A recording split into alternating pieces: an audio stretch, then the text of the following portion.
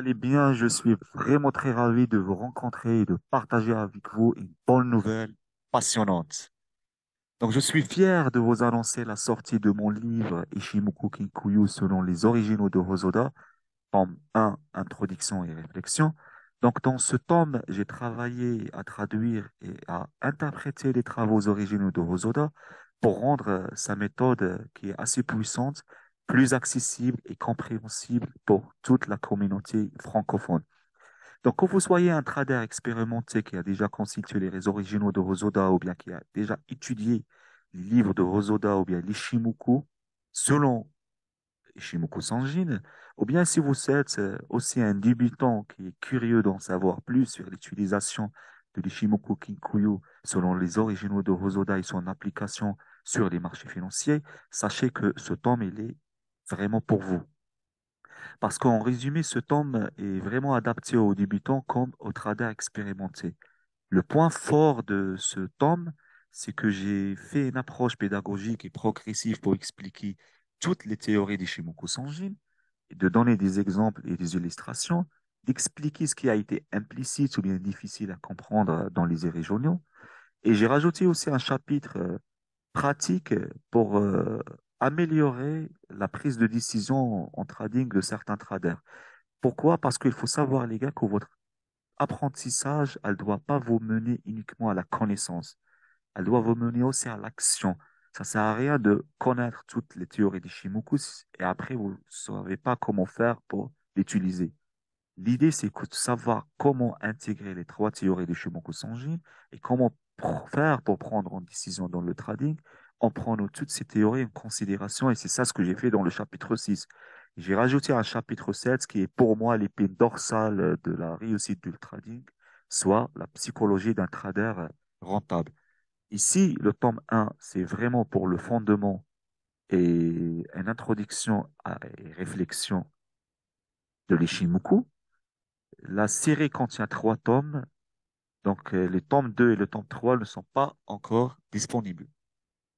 Donc Ishimoku Kikuyo sont les originaux de Hosoda, tome 1 est maintenant disponible à la vente.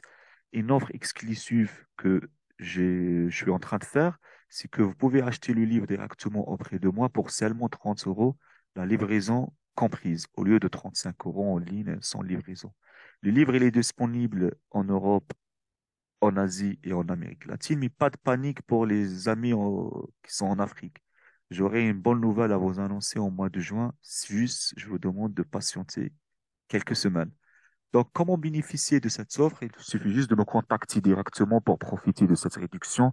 Je serai ravi de vous répondre sur YouTube, Telegram ou bien Discord sur la Ishizen Family. Donc, je ferai aussi un bonus. Donc, ça sera un salon euh, intitulé Le livre de Trader sur Discord que vous aurez l'accès gratuitement pour pouvoir voir les vidéos explicites de chaque chapitre de ce tome. Donc, ça sera vraiment dédié pour les gens qui achètent mon livre. Je vais vous recevoir avec plaisir. Mais je continue toujours à faire des vidéos sur YouTube pour expliquer le fondement et l'Ishimoku selon les originaux de Hosoda. Donc, bienvenue à tous. D'ailleurs, je profite à vous expliquer quelques notions que j'ai mentionnées dans ce tome. Donc, dans le chapitre 2, dans lequel je parle de la table d'équilibre, j'explique comment l'idée de Hosoda, c'est la constitution de ces lignes d'équilibre qui sont basées vraiment sur la notion de demi-valeur. Je m'explique. Supposons ici qu'on a une tendance haussière qui fluctue. Donc, la première vague, on l'appelle la vague de la vague de préparation AB et qui représente en fait la vague de préparation de la tendance. Donc, Hosoda, il suppose que la tendance, elle reste toujours haussière pendant la formation de la deuxième vague, qui est la vague de détermination, de correction, ou bien la vague de retournement. Si cette vague, elle rebondit sur la moitié de la première, de la moitié de la première vague AB et que repart par la suite à la hausse. Donc ici, on l'appelle le niveau du marché ou bien le niveau de demi-valeur qui me permet de définir l'éventuel point C pour aller trader la vague CD de la fluctuation N. Donc ici, on voit une fluctuation simple. Le point de départ, ça sera le point A qui représente le creux. Mais la problématique qui ont été posées par Rosoda, c'est que quel point de départ il faut prendre en considération si on a une tendance de plusieurs sommets et de plusieurs creux. Est-ce qu'on va prendre ce creux en considération et après je trace le demi-valeur de cette vague EF qui représente le niveau de demi-valeur EF.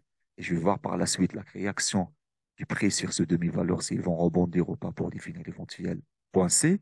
Ou bien non, je vais prendre en considération en fait le creux à partir de point C, c'est-à-dire le demi-valeur de CF. C'est là que je vais tracer le niveau du marché. Ou bien non, je vais partir à partir de 10 billes de la tendance, qui soit le point A. Et c'est là que je vais tracer le niveau du marché. Et est-ce que vraiment la cassure de ce niveau, ça représente un retournement de tendance? Donc, ça, c'est la première problématique. La deuxième problématique, pourquoi on peut prendre en considération toujours les sommets? Sachant que les transactions boursières, elles ne se facturent pas uniquement au creux ou bien au sommet. Donc, il y a des acheteurs et des vendeurs, le marché fluctue. Donc, tout ça, ce sont des transactions boursières. C'est pas uniquement les points A, B, C, D, E, F. Donc, c'était la question de Hosoda. Pour cela, il a défini la notion de demi-valeur sur des valeurs de base que les anomiques ont sushi, soit 9, 26, 33, 42 et ainsi de suite.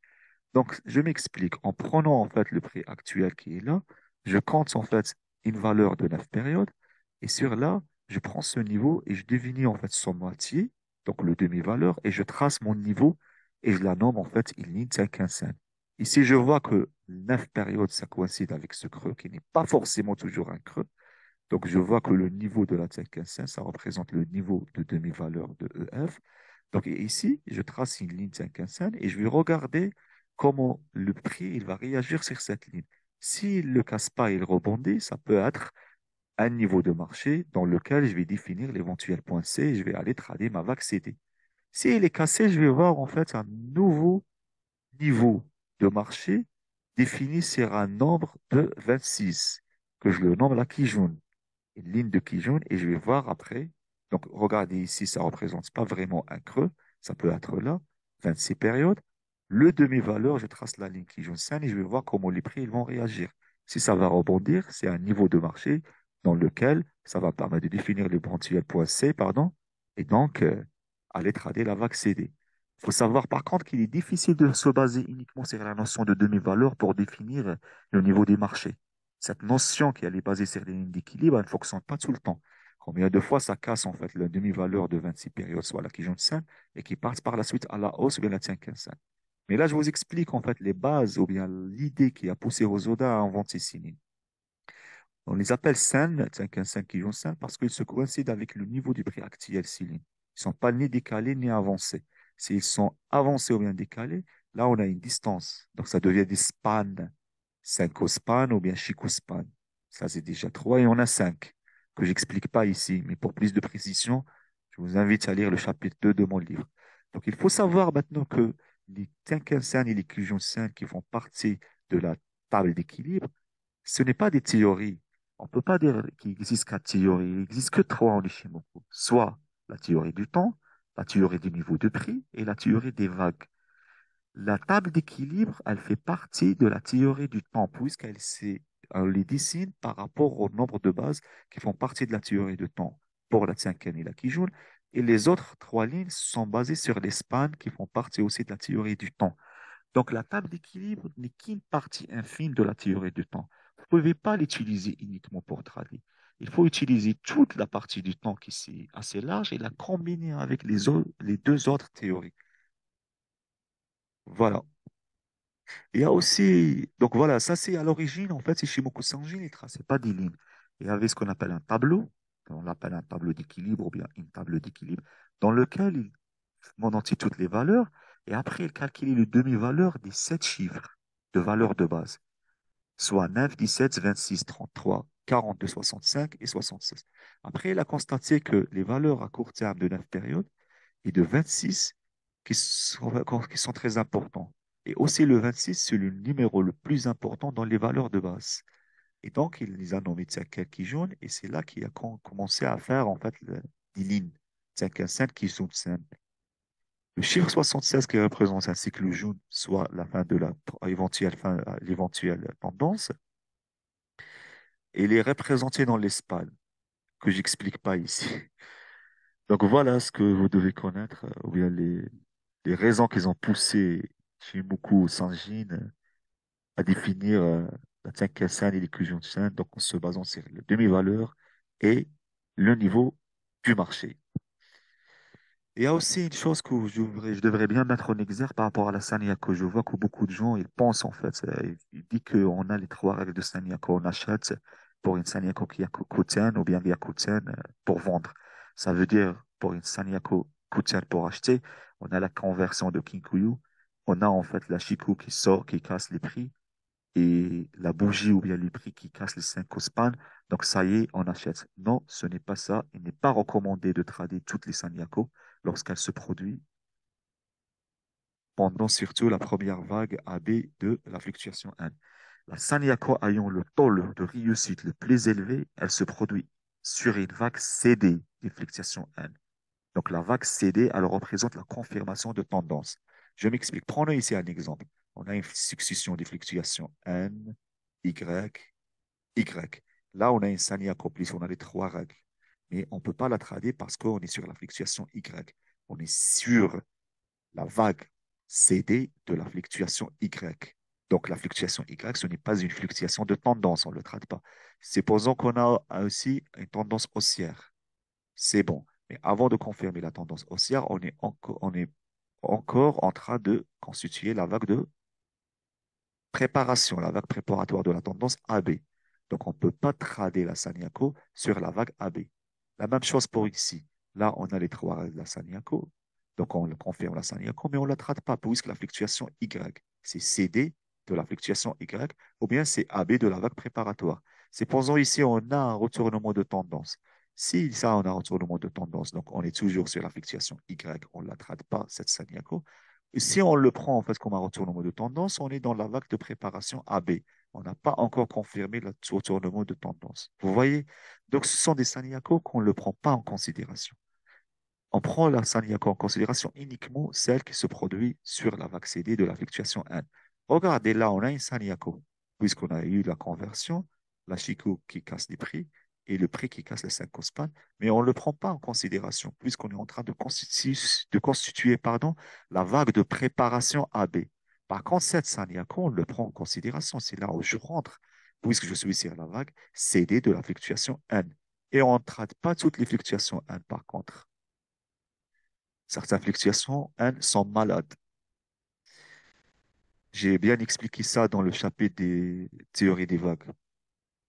Donc, par contre, le problème, c'est comment tracer les vagues. C'est ça le plus important. Vous savez, le tracé des vagues, c'est ça, c'est la théorie qui va vous permettre de savoir quelle est la tendance du marché. La première chose que vous devez faire quand vous êtes face à un graphe boursier, c'est de tracer les vagues pour savoir sur quelle fluctuation le prix se situe. S'il est dans les fluctuations Y, S ou bien P, vous ne le tradez pas. S'il est sur la fluctuation N, vous le tradez. S'il est sur la vague CD, bien sûr.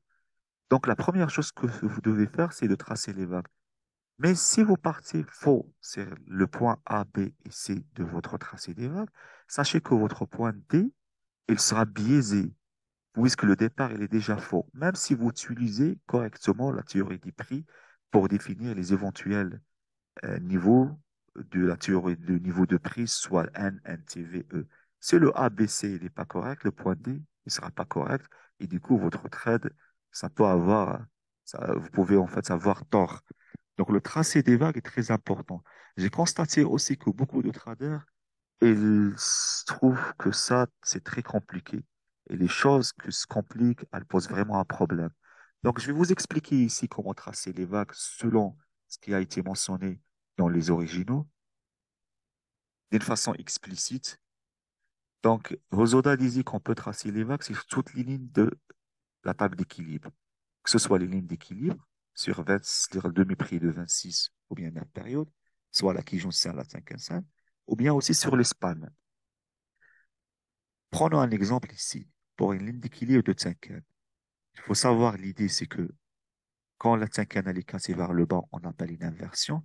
Quand elle se casse vers le haut, on appelle une amélioration. C'est une inversion de la cinquième, on valide un sommet. C'est une amélioration des cinquièmes, on valide un creux tout simplement.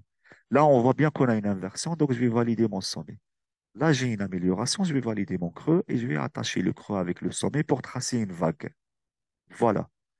Ici, j'ai une inversion, et là, j'ai une amélioration, et ainsi de suite. Donc là, je vais valider mon sommet, et je vais attacher le sommet avec le creux, et j'aurai une onde V de type 1. Et après, là, j'ai une amélioration pour valider mon creux, et là, je vais avoir une fluctuation P. Et je continue la même chose. Là, qu'est-ce que j'ai? Une inversion, je valide mon sommet, et je trace ma vague. Là, j'ai une amélioration, je valide en fait mon creux et je trace ma vague. Comment lire les fluctuations? Les fluctuations se lient d'une façon interconnectée. Je m'explique.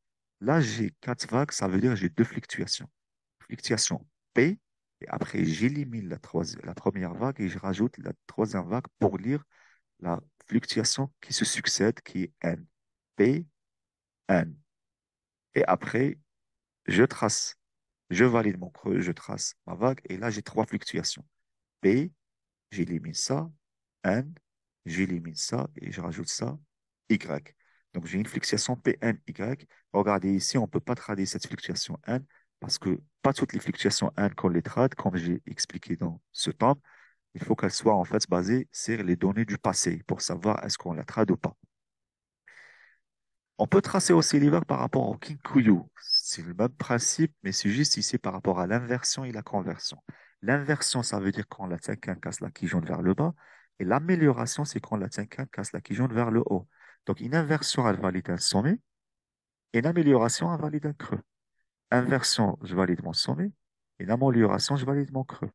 Inversion, je valide mon sommet. Et ainsi de suite. Ici, inversion, je valide mon sommet. Ici, amélioration, je valide mon creux et j'attache le sommet avec le creux pour tracer les vagues. Ici, inversion, je valide le sommet, j'attache, j'ai une onde. Là, juste à côté, amélioration, je valide le creux, j'attache, j'ai ma vague et là, ma fluctuation P. Je continue la même chose. Ici, inversion, je valide le sommet, j'attache et j'ai deux fluctuations, P, N. Mais j'ai pas encore la fluctuation Y puisque j'ai pas encore une amélioration. Si j'ai l'amélioration, oui, mais là, non. Ça peut encore descendre et j'aurai la fluctuation Y qui ne sera pas limitée ici. Donc, vous voyez ici sur les Kinkuyu, j'ai pas encore fini de tracer des vagues par rapport à la Tenkan. À la Tenkan, je l'ai déjà fait. C'est pour ça, à la Tenkan, on les appelle tracer des vagues à court terme. Et là, c'est à moyen terme. Supposons que je vous donne ce graphe et je vous demande de tracer des vagues par rapport à la Kijun, une ligne d'équilibre de demi-valeur de 26 périodes. Kijun 5. Donc, c'est la même chose par rapport à la Tenkan. Une inversion, ça valide le sommet. Paf, j'ai pas une amélioration, donc je suis toujours au point 1. Mais supposons ici, la Kijun s'améliore. C'est juste pour valider le creux. Donc, j'aurai la vague AB. Si je suis un trader, je peux rien faire. Je suis encore sur la vague AB. Je ne sais pas si c'est une vague de préparatoire, de préparation de la tendance ou bien de correction. Je peux rien faire. Mais maintenant, prenons un deuxième trader qui trade toutes les vagues N, toutes les fluctuations N, pardon, mais qui trace les vagues selon le Kinkuyu. Donc, comment il va tracer ces vagues? Là, inversion, je valide le sommet. Amélioration, je valide le creux. Inversion, je valide le sommet. Tac, tac. Et supposons ici qu'on a un golden cross, une amélioration de Kinkuyu pour valider en fait ce creux. Donc, je vais faire une fluctuation 1. Donc, peut faire un seul trade sur ce graphique, puisqu'ici, on a la vague CD de la fluctuation 1. On a un troisième trader, en fait, qui trace les vagues sur le court terme de la Tenkan. Comme je vous ai expliqué, inversion, je valide le sommet. Amélioration, je valide le creux. Là, je suis en train de tracer mes vagues par rapport à la Tenkan. Tac, tac, tac. Vous pouvez vérifier ça après. Donc, qui trade uniquement les fluctuations N, toutes les fluctuations N. Donc là, il va rentrer sur cette fluctuation, un seul trade, N. Après, je vais avoir S, N, deuxième trade. Et là, je vais avoir Y, Y, S, et là, N. Ici, supposons qu'on a une amélioration de la Tenkan pour valider ce crevé. Donc, il sera fait trois trades. Donc maintenant, c'est ça la question et c'est ça la problématique. Quel genre de fluctuation, de traces et des vagues on va prendre en considération? Est-ce que le court terme, par exemple, la Tenkan, ça va me permettre de ne pas aller jeter un coup d'œil sur les unités de temps inférieures? Ou bien est-ce que je prends les Kinkuyu et je jette un coup d'œil sur les unités de temps inférieures? Ou bien je trace juste uniquement cette unité de temps, ce que je suis en train de l'analyser? Ou bien est-ce que je prends la qui jaune? C'est compliqué. Donc, il faut savoir que le tracé des vagues, ce qu'on était en train de faire, n'est qu'un tracé de vagues en fonction du temps. La Tsinken, la Kijun, le Kinkuyu, ils sont dessinés par rapport au temps, la valeur de base. Donc, on peut tracer les vagues par rapport au span. C'est-à-dire, on peut tracer les vagues en prenant les trois en considération pour trader le, euh, une vague. De ce graphique, on prenait les trois en considération. Je m'explique. Là, ce que vous voyez en noir, c'est un tracé de vague par rapport au span, qui a pris en considération la cinquième, comme vous voyez ici, et le Kinkuyu ici, mais là, il n'a pas pris en considération la cinquième, et là, il n'a pas pris en considération les Kinkuyu. Donc là, c'est un tracé de vague par rapport au span, c'est basé sur la théorie de temps, que j'explique bien dans le chapitre 6 et qui va vraiment être très explicite pour vos tracés de vague et pour aussi votre prise de décision dans le trading sur la vague baissière de la fluctuation N. J'aurai pas beaucoup de temps pour expliquer la 1KB, mais il faut savoir qu'il existe trois types de 1KB. Je vous promets, les gars, que je vais faire une vidéo sur la 1KB parce que c'est très important. Ça va vous permettre de définir aussi le niveau du marché, soit l'éventuel point C avant même la cassure du point B. Donc, il y a trois types. Il y a le 1KB de retournement de tendance. Généralement, quand la vague de détermination elle casse le niveau du marché, soit le point C, la point B est considéré comme et un KB de retournement de tendance. On a aussi un KB de prolongation.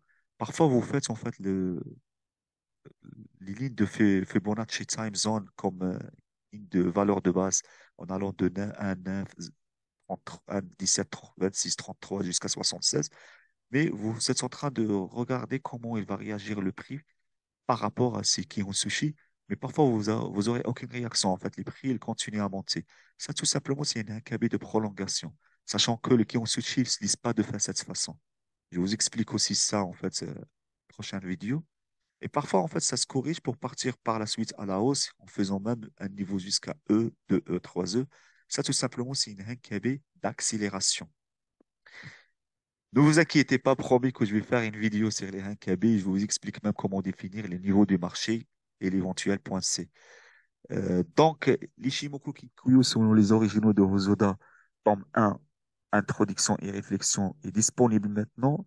Ne manquez pas l'opportunité de découvrir ma façon en fait de voir l'Ishimoku et ma façon en fait d'expliquer les originaux de Hosoda. C'est une nouvelle perspective sur l'analyse technique et l'utilisation de l'Ishimoku Kikuyu. Je tiens aussi à remercier tous ceux qui ont commandé et acheté mon livre. Merci pour votre aide et pour votre soutien que vous apportez à mon travail. Je serai ravi à vous répondre et je vous donne un rendez-vous prochainement pour expliquer les Hankabi. Je vous souhaite une excellente soirée et à la prochaine. Ciao, ciao, ciao.